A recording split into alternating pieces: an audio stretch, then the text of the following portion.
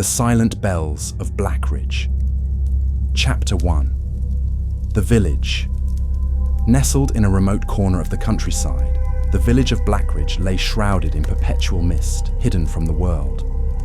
It was the kind of place people stumbled upon by accident and left quickly, feeling uneasy but unable to articulate why. Yet, to the villagers, BlackRidge was home, a quiet place with an eerie centerpiece, St. Malachi's Church, a crumbling stone relic with a bell tower that hadn't rung in over a century. Legend had it that when the church bells rang, they heralded doom. Not just bad luck or misfortune, but an unrelenting, unstoppable curse. The story was dismissed as superstition by outsiders, but the villagers took it very seriously. They sealed the tower decades ago, locking the heavy oak doors with chains and rusted padlocks. No one ever climbed the steps, and no one dared to ask why. Chapter 2. The Legend of the Bells. The story began in 1823, when St. Malachi's Church was first built. At the time, BlackRidge was a thriving farming village, and the church bells rang every morning and evening to call the faithful to prayer. But one fateful evening, just after the bells tolled, disaster struck. A fire broke out in the western fields, spreading unnaturally fast. Crops, livestock, and even homes were consumed by flames in mere hours. The following week, the bells rang again without warning, though no one had pulled the ropes. That same night, a plague swept through BlackRidge, leaving more than half the village dead by morning. Those who survived said they heard whispers carried on the wind, voices of the dead begging for salvation. By the third time the bells rang, the remaining villagers had had enough. They tried to destroy the bell tower, but every attempt failed. Tools broke, fires extinguished themselves, and anyone who dared touch the ropes fell ill or went mad. In desperation, they locked the tower and vowed to never speak of it again. Since then, the bells had remained silent, but the legend persisted. If the bells ever rang again, it would mean something far worse than plague or fire was coming to BlackRidge. Chapter 3. The Dare. In modern times, BlackRidge was a shadow of its former self, with fewer than 200 residents clinging to the decaying village. Among them was Samantha Blake, a teenager who had recently moved there with her family. Her father had inherited an old farmhouse on the edge of the village, and though the place gave Sam the creeps, her parents were thrilled to escape city life. Sam, however, hated it. The villagers were standoffish, the fog never seemed to lift, and the constant silence made her uneasy.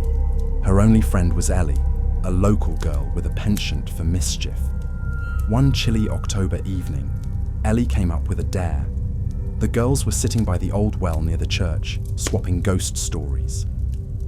"I dare you to climb the bell tower," Ellie said, her eyes glinting with excitement. Sam laughed nervously. "No way. Everyone says it's cursed." "Exactly. That's what makes it fun," Ellie replied. "Come on, aren't you curious? Don't you want to see if the bells really ring on their own?" Sam hesitated. She didn't believe the stories, at least not entirely, but part of her wanted to prove she wasn't scared. "Fine," she said, standing up. "Let's do it, but you're coming with me." Ellie grinned. "Deal." Chapter 4. The Tower. That night, the girls sneaked out and met at the church. The moon was a faint smudge behind the ever-present mist, and the church loomed like a hulking shadow against the sky. The doors to the bell tower were still chained shut, but Ellie produced a pair of bolt cutters she'd borrowed from her father's shed. With some effort, they snapped the rusted padlocks and pushed the heavy doors open. Inside, the air was damp and cold, smelling of mildew and decay. A narrow spiral staircase wound its way up the tower, disappearing into darkness. "After you," Ellie said, her bravado faltering slightly. Sam took a deep breath and started climbing. The stairs creaked underfoot, and the walls felt unnervingly close, as though the tower were shrinking around them. About halfway up, Ellie whispered, "Do you hear that?" Sam froze. The only sound was their breathing and the faint rustle of wind outside. Hear what? Ellie shook her head. Never mind. Let's keep going. Finally, they reached the top. The bell room was small and claustrophobic, with a single large brass bell hanging in the center. Cobwebs draped the walls, and the floor was coated in a thick layer of dust. There it is, Ellie whispered, pointing at the bell. Sam stepped closer, her flashlight beam catching strange markings etched into the bell's surface. Symbols she didn't recognize, carved deep into the metal. Creepy, Ellie muttered, running a finger over one of the carvings. Suddenly, the air grew colder, and a low, resonant hum filled the room. Sam's flashlight flickered, and she felt a sudden pressure in her ears, like the air was being sucked out of the room. Ellie, we should go, Sam said, her voice shaking. Before Ellie could respond, the bell rang. Chapter 5. The First Ring. The sound was deafening, reverberating through the tower and into the night. Sam and Ellie clamped their hands over their ears, but it didn't help. The sound wasn't just loud. It felt alive, like it was burrowing into their skulls. As the ringing subsided, an unnatural silence fell over the village. Even the wind seemed to stop. Run, Sam whispered, grabbing Ellie's arm. The girls scrambled down the stairs, their panic mounting with every step. When they reached the ground floor, they found the church doors wide open. Outside, the mist was thicker than ever, swirling like a living thing. What's happening? Ellie whispered. Sam didn't answer. She was staring at the village square, where faint shapes were moving through the fog, shapes that didn't look entirely human. Chapter 6. The Shadows. The figures in the mist were tall and thin, their limbs impossibly long. Their movements were jerky, like marionettes controlled by an unsteady hand. As the girls watched in horror, the figures began to spread out, moving toward the houses. We have to warn them, Ellie said, but her voice was barely audible over the sound of her pounding heart. Sam grabbed her arm. Number, we need to hide. They ducked into a nearby alley, pressing themselves against the cold stone wall. From their hiding spot, they could see the figures more clearly. Their faces, or what passed for faces, were featureless, smooth expanses of pale skin. One of them stopped and turned its head in their direction. Sam held her breath, her hand clamped over Ellie's mouth to keep her quiet.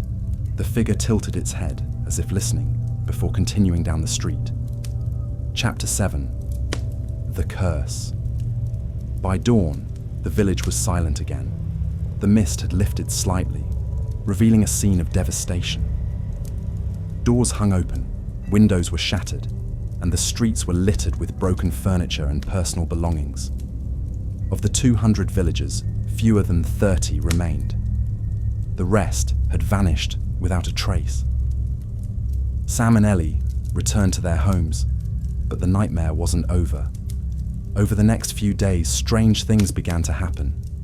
Sam's parents grew distant, their expressions blank and unresponsive, as though something had hollowed them out.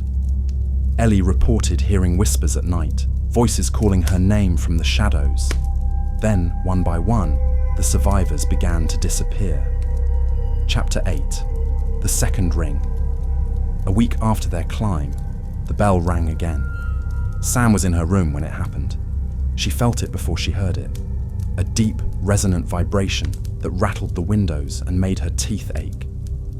She ran outside, joining the few remaining villagers in the square. Ellie was there, her face pale and drawn.